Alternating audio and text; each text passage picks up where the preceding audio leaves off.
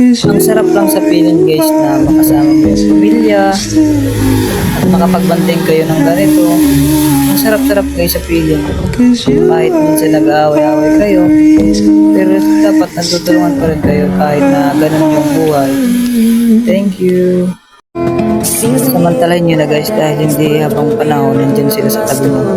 Dahil yung panahon nagbabago yan at minsan mawawala sila sa buhay mo. Kaya enjoyin nyo ng pagkakataon na magkakasama kayo at piliin natin laging masaya sa araw-araw. At kahit ganun nag-aaway-aaway, sana magtulungan pa rin tayo.